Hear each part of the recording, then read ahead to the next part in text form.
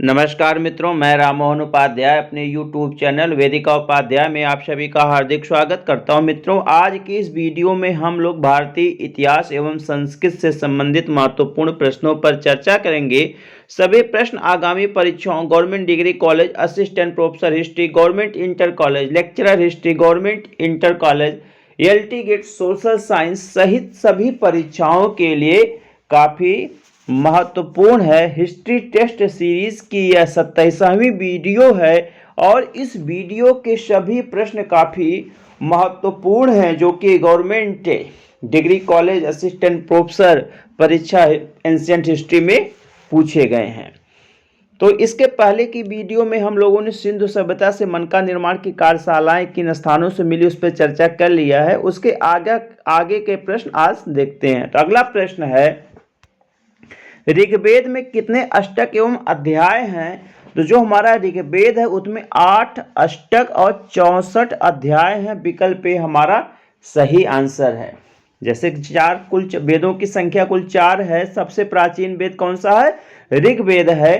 तो ऋग्वेद के जो जितने मंत्र हैं, ऋग्वेद के मंत्रों को कुल 8 समान भागों में बांटा गया जिसको हम अष्टक कहते हैं, और उनमें उन अष्टकों को भी 8 भागों में बांटा गया है जिनको हम अध्याय कहते हैं। तो 8 गुणे 8 तो 64 हो जाता है। तो 8 अष्टक और 64 अध्याय, विकल्प ये हमारा सही आंसर है। ऋग्वेद या जितने भी वेद हैं, ब्राह्मण साहित्य, इनके ऊपर विस्तृत चर्चा जो है पहले की वीडियो में हुई है और उन वीडियो को आप जरूर देखिएगा, उससे आप काफ़ी लाभान्वित होंगे। हमारा दूसरा प्रश्न है, बौद्ध धर्म में त्रिरत्न का क्या अर्थ है? तो बौद्ध धर्म में त्रिरत्न होता है बुद्ध, धम्म और संघ। विकल्प डी हमारा सही आंसर है। बुद्धम शरणम गच्छामि, धम्मम शरणम गच्छामि, बुद्धम, यहाँ पे बुद्धम कर लीजिए, तो बुद्धम शरणम गच्छामि, धम्मम शरणम गच्छामि, संघम शरणम गच्छामि। ये आपका जो बौद्ध धर्म का त्रिरत्न का सिद्धांत है, बुद्ध, धम्म और संघ। वैसे जैन जो त्रिरत्न का सिद्धांत अगर मूल रूप से देखा जाए तो वह है जैन धर्म में, वह है जैन धर्म में है। और जैन धर्म में सम्यक दर्शन, सम्यक दर्शन, सम्यक ज्ञान और सम्यक आचरण, ये 3 त्रिरत्न हैं। और तो हमारा सही आंसर है विकल्प डी। हमारा अगला प्रश्न है, उत्खनन में एक स्तूप के अंदर सारपुत्र के अस्थि अवशेष प्राप्त हुए। तो किस स्तूप के उत्खनन से जो है सारपुत्र के अस्थि अवशेष प्राप्त हुए हैं? तो इसका हमारा सही आंसर होगा विकल्प बी, सांची स्तूप में। सांची स्तूप में जो है, सांची स्तूप के उत्खनन से हमें सारपुत्र के अस्थि अवशेष प्राप्त हुए हैं। सांची कहाँ पे है? तो सांची मध्य प्रदेश में है, मध्य प्रदेश के रायसेन जिले में। मध्य प्रदेश के रायसेन जिले में सांची की लोकेशन है। और 1818 ईस्वी में सांची स्तूप की खोज हुई थी जनरल रायलट टेलर के द्वारा। जनरल रायलट टेलर के द्वारा जो इसकी खोज हुई थी। और बाद में जो है आपका 1854 ईस्वी के आसपास, 1854 ईस्वी के आसपास जो है अलेक्जेंडर कनिंघम ने इसके आसपास का कुल उत्खनन करवाया था। इसके आसपास का उत्खनन करवाया था, सांची एवं आसपास का। और लगभग 60 स्तूपों का उत्खनन कनिंघम जी के द्वारा कराया गया था। और बाद में जो है भिलसा टोप्स, कभी कभी पूछा जाता है भिलसा टोप्स का संबंध है, तो भिलसा टोप्स का संबंध जो है किससे है? अलेक्जेंडर कनिंघम से है, उनकी कृति है। और किससे संबंधित है? वह सांची और आसपास के जो 60 स्तूप थे उनके उत्खनन से संबंधित है। तो भिलसा टोप्स सांची, आप मुख्य रूप से सांची याद रखिए, सांची के उत्खनन से संबंधित है। तो जो हमारा सांची का स्तूप प्राप्त हुआ है, तो स्तूप के कुल 3 स्तूप वहां से प्राप्त हुए हैं। स्तूप संख्या 1 जो है, जिसको हम महास्तूप या मुख्य स्तूप के मुख्य स्तूप के रूप में जानते हैं। तो इसमें जो है महास्तूप में बुद्ध के दांत रखे गए हैं। महात्मा बुद्ध के दांत के अवशेष रखे गए हैं। और दूसरा जो द्वितीय स्तूप है सांची में प्राप्त हुआ, द्वितीय स्तूप, उसमें जो अशोककालीन जो है बौद्ध धर्म के प्रचारक थे, बौद्ध प्रचारक थे, उनसे संबंधित धातु अवशेष रखे गए हैं। और विकल्प आपका जो स्तूप संख्या 3 है, जिसको हम तृतीय स्तूप कहते हैं, इसी स्तूप में जो है महात्मा बुद्ध के 2 प्रमुख शिष्य सारपुत्र और एक थे महामौदगल्यायन, इन दोनों के अस्थि अवशेष यहाँ पर रखे गए हैं। तो हमारा सही आंसर इसमें होगा सांची का स्तूप संख्या अगर दिया जाए तो सांची स्तूप संख्या 3। सांची का जो द्वितीय स्तूप है उसको काला स्तूप के नाम से भी जाना जाता है। यह भी प्रश्न पूछा जाता है परीक्षाओं में, काला स्तूप। तो काला स्तूप सांची के द्वितीय स्तूप को कहा जाता है, जिसमें अशोककालीन बौद्ध धर्म प्रचारकों के अस्थि अवशेष या धातु अवशेष रखे गए हैं। जॉन मार्शल ने भी जो है 1912 से लेकर 1920 के मध्य 1912 से लेकर 1920 के मध्य में जो है सांची के स्मारकों को संरक्षित किया था। और उन्होंने अल्फ्रेड फूसे के साथ मिलकर जो है द मॉन्यूमेंट्स ऑफ सांची नामक पुस्तक की रचना की। द मॉन्यूमेंट काफी महत्वपूर्ण है, मॉन्यूमेंट ऑफ सांची। तो मार्शल और फूसे ने मिलकर जो है इस पुस्तक की रचना की थी। यहाँ से कुल 3 स्तूप के साक्ष्य प्राप्त हुए, जो पहला स्तूप आकार में बड़ा है और 2 स्तूप छोटे हैं। अगला प्रश्न है, कपिल वस्तु महाविहार अंकित सील निम्नलिखित में से किस स्थान से प्राप्त हुई? तो कपिल वस्तु अंकित सील जो है वह प्राप्त हुई है पिपराहवा से। विकल्प बी हमारा सही आंसर है। इस सील में लिखा है देवपुत्र बिहारे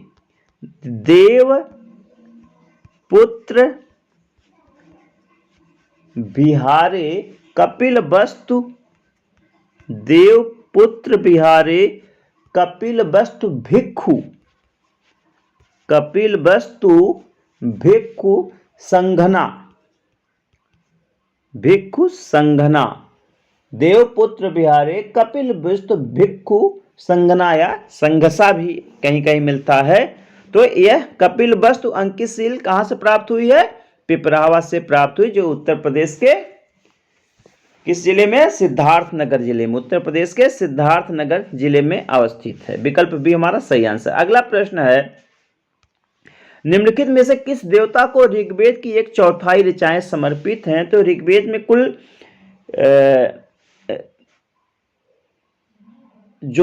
इसमें जो है ऋग्वेद में जो है कुल कितने ऋचाएं हैं? तो कुल 228 सूक्त या ऋचाएं हैं, जिसमें से 1017 मेन हैं और 11 जो है वालखिल्य हैं। तो कुल 228 होता है। तो इसमें से 250 ऋचाएं जो हैं वह इंद्र को समर्पित हैं। तो इस प्रकार से 1/4 ऋचाएं ऋग्वेद की किसको समर्पित हैं? इंद्र को समर्पित हैं। विकल्प ए हमारा सही आंसर है। और इंद्र का विवरण जो है ऋग्वेद के द्वितीय मंडल में प्राप्त होता है। ये सब जो है जितना वैदिक कालीन देवता है, साहित्य है, उसके ऊपर विस्तृत चर्चा पहले की वीडियो में हुई है, आप जरूर देखिएगा। अगला प्रश्न है, जातक कथाएं अंग हैं। तो जातक कथाएं हम सभी को मालूम है किससे संबंधित है? जातक कथाएं बौद्ध धर्म से संबंधित है। तो इसमें धर्म नहीं दिया, बल्कि जो उससे संबंधित पुस्तकें हैं उनके विषय में दिया है। तो जातक धर्म में जो बौद्ध धर्म में जो त्रिपिटक है, जिसमें से आपका पहला पिटक है सूत पिटक। तो सूत पिटक के जो है कुल 5 पार्ट हैं, जिसमें से आपका है दीघ निकाय है, मध्यम निकाय है, संयुक्त निकाय है, खुद्दक निकाय एक है, अंगुत्तर निकाय जिसमें 16 महाजनपदों का उल्लेख मिलता है।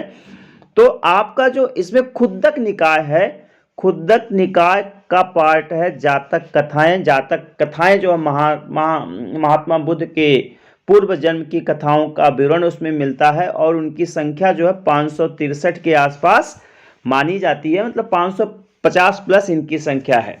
जनरली 563 की संख्या भी प्राप्त होती है। तो प्रश्नगत हमारा सही आंसर है विकल्प डी खुद्दक निकाय। अगला प्रश्न है, जैन तीर्थंकरों में से कौन काशी के पुराने वंशों से संबंधित थे? तो जैन तीर्थंकरों में से कौन काशी के पुराने वंशों से संबंधित थे? जैसा कि हम सभी को मालूम है कि जैन धर्म में कुल 24 तीर्थंकरों का कॉन्सेप्ट मिलता है। तो जिसमें से आपके जो 23वें तीर्थंकर थे, कौन से 23वें तीर्थंकर थे, उनका नाम था पार्श्वनाथ। पार्श्वनाथ और पार्श्वनाथ का संबंध काशी से था। तो विकल्प भी हमारा सही आंसर है। पार्श्वनाथ जो है काशी नरेश, ठीक है, काशी नरेश अश्वसेन के पुत्र थे। इनकी माता का नाम था वामा, इनकी माता का नाम था वामा। पत्नी का नाम पूछा जाता, पत्नी का नाम था प्रभावती। कब जन्म हुआ था? 250 बीसी में इनका जन्म हुआ था। 250 ईसा पूर्व में काशी में इनका जन्म हुआ था। और इन्होंने इनका गृह त्याग पूछा जाता, 30 वर्ष की उम्र में गृह त्याग किया था और कुल 84 दिनों की कठिन तपस्या के पश्चात, 84 दिनों की कठिन तपस्या के पश्चात किस पर्वत पर? यह भी प्रश्न पूछा जाता, सम्मेद पर्वत पर। सम्मेद पर्वत पर जो है इनको कैवल्य या ज्ञान की प्राप्ति हुई। और जब इनको ज्ञान प्राप्त हुआ तो इनको निर्ग्रंथ कहा गया। ज्ञान प्राप्त के बाद इनको निर्ग्रंथ कहा गया और इनके अनुयायियों को निर्ग्रंथी या निग्रंथी कहा गया। और इन्होंने ज्ञान प्राप्त के 70 वर्षों तक, ज्ञान प्राप्त के पश्चात 70 वर्षों तक अपने धर्म का प्रचार प्रसार किया। मतलब 100 वर्ष की उम्र में इन्होंने अपना देह छोड़ा था। और 100 वर्ष की उम्र में 73 अनुयायियों के साथ, 73 अनुयायियों के साथ जो है सर्वेद पर्वत है, सर्वेद पर्वत है, वर्तमान झारखंड में स्थित है। वहीं पर इन्होंने मृत्यु का वरण किया था। कभी कभी इनके प्रथम अनुयायी का नाम पूछा जाता है। तो इनकी प्रथम अनुयायी इनकी माता और पत्नी थी। माता का नाम वामा था, पत्नी का नाम प्रभावती था। और इन्होंने जो है जैन धर्म में चातुर्याम सिद्धांत का कॉन्सेप्ट दिया था। चातुर्याम, सत्य, अहिंसा, अस्तेय और अपरिग्रह, ये 4 सिद्धांत इन्होंने दिए, जिससे चातुर्याम के नाम से जानते हैं। और जो महात्मा महावीर स्वामी थे उन्होंने उसमें 5वां सिद्धांत जोड़ दिया था, ब्रह्मचर्य। ब्रह्मचर्य उन्होंने जोड़ दिया था, ठीक है। और इनको जो है पुरुष पाद नियम के नाम से भी जाना जाता है, पुरुष पाद नियम के नाम से भी जाना जाता है। और महावीर स्वामी के द्वारा ही इनको पुरुष पाद नियम की संज्ञा दी गई थी। और इनका संबंध काशी से था। तो विकल्प भी हमारा सही आंसर है। अगला प्रश्न है, निम्नलिखित में से किस ग्रंथ का उपनाम सतशास्त्री संहिता है? तो इसके पहले की वीडियो में इस पे भी चर्चा हुई है। तो सतशास्त्री संहिता जो है महाभारत का नाम है। विकल्प डी हमारा सही आंसर है। जैसा कि महाभारत और रामायण 2 हमारे आदि महाकाव्य हैं। महाभारत की रचना महर्षि कृष्ण द्वैपायन वेदव्यास के द्वारा की गई थी। और इसमें जो है वर्तमान में 1 लाख श्लोक हैं। वर्तमान में कुल 1 लाख श्लोक हैं, जिसके कारण इसको सतशास्त्री संहिता के नाम से जाना जाता है। तो विकल्प डी हमारा सही आंसर है। इसके ऊपर भी हमने विस्तृत चर्चा पूर्व की वीडियो में किया है, उसको जरूर देख लीजिएगा। नेक्स्ट है, कापालिक किससे संबंधित हैं? कापालिक किससे संबंधित हैं? तो जो हमारे कापालिक हैं वह किससे संबंधित हैं? शैव धर्म से संबंधित हैं। कापालिक शैव धर्म से संबंधित हैं। जो हमारा शैव धर्म है उसके कुल 4 मुख्य संप्रदाय हैं। शैव धर्म के कुल 4 मुख्य संप्रदाय हैं। पहला संप्रदाय है जिसको आप शैव संप्रदाय कह सकते हो, ठीक है। और दूसरा आपका पाशुपत है। पाशुपत है, तीसरा आपका कालामुख है और चौथा आपका कापालिक है। तो जो कापालिक शैव संप्रदाय है, जो कापालिक शैव संप्रदाय है, इसके जो इष्ट देवता है वो भैरव जी हैं। इसके इष्ट देवता कौन है? भैरव जी हैं। और भैरव जी को किसका अवतार माना जाता है? शिव जी का अवतार माना जाता है। एक प्रश्न परीक्षाओं में पूछा जाता है, श्रीशैल का संबंध किससे है? श्रीशैल का संबंध किससे? तो श्रीशैल का संबंध जो है कापालिकों से है। और इसका विवरण भी पूछा जाता है, कापालिकों से संबंधित श्रीशैल जो इनके धर्म का प्रमुख केंद्र था, उसका विवरण किस ग्रंथ में मिलता है? तो एक रचना है मालती माधव। मालती माधव, तो मालती माधव भवभूति जी की रचना है। भवभूति की रचना, उसी में जो है कापालिकों का उल्लेख मिलता है और कापालिकों के प्रमुख धर्म के केंद्र श्रीशैल का उल्लेख मिलता है। एक प्रश्न कभी कभी पूछा जाता है कि कापालिकों का सबसे पहला उल्लेख कहाँ मिलता है? तो कापालिक का सबसे पहला उल्लेख जो है याज्ञवल्क स्मृति में, याज्ञवल्क स्मृति में मिलता है। और जो कापालिक हैं, थोड़ा सा इनका जो है, इनकी वेशभूषा जो है बहुत अजीब होती थी। जैसे है मानव की खोपड़ी में भोजन करते थे, शरीर पर राख मलते थे, हाथ में गदा रखते थे, सुरा पात्र वो रखते थे और एक शस्त्र रखते थे जिसको हम खटवांग के नाम से जानते हैं। आगे का जो है इस पर विस्तृत चर्चा आगे की वीडियो में की जाएगी। अगला प्रश्न है, बुद्ध के जन्म स्थल का प्राचीनतम अभिलिखित साक्ष्य कहाँ से मिलता है? तो बुद्ध के जन्म स्थल का प्राचीनतम अभिलिखित साक्ष्य जो है लुम्बिनी, जिसको हम रुमनदेई के नाम से जानते हैं। विकल्प भी हमारा सही आंसर है। अगला प्रश्न है, निम्नलिखित में से विष्णु के किस अवतार का उल्लेख महाभारत में नहीं मिलता है? तो विष्णु के किस अवतार का उल्लेख महाभारत में नहीं मिलता है? तो इसमें हमारा सही आंसर होगा राम का मिलता है, बुद्ध का, राम का मिलता है, कृष्ण का मिलता है, कल का मिलता है। बुद्ध का उल्लेख जो है महाभारत में बुद्ध के विष्णु के अवतार के रूप में नहीं मिलता। जो हमारा महाभारत है उसके जहाँ नारायणी पर्व, महाभारत में मैंने पहले की वीडियो में बताया है कि कुल महाभारत में 18 पर्व हैं, तो जिसमें से एक पर्व नारायणी पर्व है। तो नारायणी पर्व के अंतिम भाग में जो है विष्णु के अवतारों का उल्लेख मिलता है। तो उसमें जो है आपका वाराह अवतार, वामन है, नृसिंह है, कृष्ण अवतार का उल्लेख मिलता है। बाद में उसमें राम, भार्गव, राम, दशरथ के नाम भी जोड़ दिए गए हैं।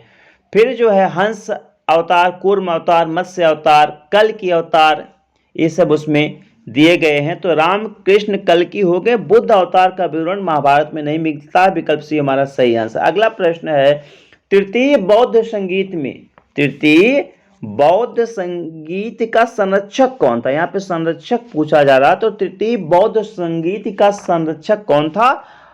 अशोक था, मौर्य शासक अशोक। विकल्प भी हमारा सही आंसर है। तृतीय बौद्ध संगीत जो है लगभग 250 बीसी में, लगभग 250 बीसी जब किसका जन्म हुआ था?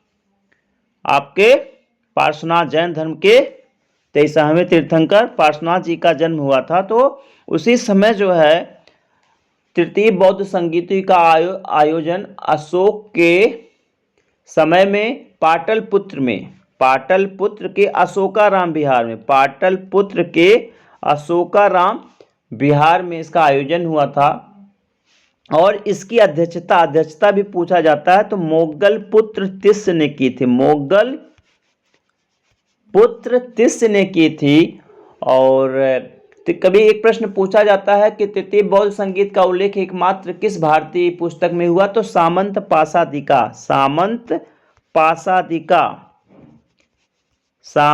पासादिका एकमात्र भारतीय ग्रंथ है जिसमें तृतीय बौद्ध संगीत के आयोजन की चर्चा मिलती है। और सामंत पासादिका किसकी रचना है? यह बुद्ध घोष की रचना है, यह बुद्ध घोष की रचना है। और तृतीय बौद्ध संगीत में जो है कथावत्थु नामक ग्रंथ का वत्थ नामक ग्रंथ का संकलन हुआ था, जो कि मोगलपुत्र तिस्क से संबंधित है। और इस संगीत में जो है थेरवादी भिक्षुआं, जिसको स्थिरवादी या थेरवादी कहते हैं, उनका वर्चस्व रहा। तो विकल्प बी हमारा सही आंसर। अगला प्रश्न है 22वें जैन तीर्थंकर कौन थे? 22वें जैन तीर्थंकर कौन थे? तो 22वें जैन तीर्थंकर थे अरिष्टनेमी।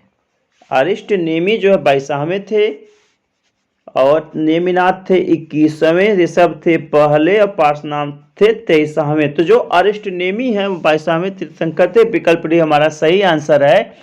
और एक प्रश्न आता है कि निम्नलिखित में से किस जैन तीर्थंकर का नाम कृष्ण से संबंधित है या कृष्ण से संबंधित किया जाता है? तो वही अरिष्टनेमी है। और इनको जो है भगवान कृष्ण का जो है चचेरा भाई माना जाता था। चचेरा भाई इनको महाभारत में बताया गया है। और एक ग्रंथ है उत्तराध्ययन सूत्र। उत्तराध्ययन सूत्र जो है ये एक जैन ग्रंथ है, और उसमें जो है अरिष्टनेम को कृष्ण का समकालीन बताया गया है। और अरिष्टनेम का उल्लेख ऋग्वेद में भी प्राप्त होता है। अरिष्टनेम का जो उल्लेख है ऋग्वेद में भी प्राप्त होता है। ऋग्वेद में एक सूक्त है केसी सूक्त।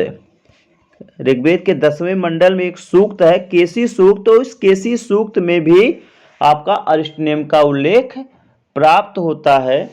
तो विकल्प डी हमारा सही आंसर है। मित्रों, इस वीडियो में हमने भारतीय इतिहास एवं संस्कृत से संबंधित महत्वपूर्ण प्रश्नों पर चर्चा की। सभी प्रश्न आपकी परीक्षाओं के दृष्टि से काफ़ी महत्वपूर्ण हैं। आप वीडियो को ध्यानपूर्वक देखिएगा। साथ ही साथ जो है अपने सुझावों से भी चैनल को लाभान्वित कीजिएगा। आप सभी को पूरी वीडियो देखने के लिए बहुत बहुत धन्यवाद। नमस्कार।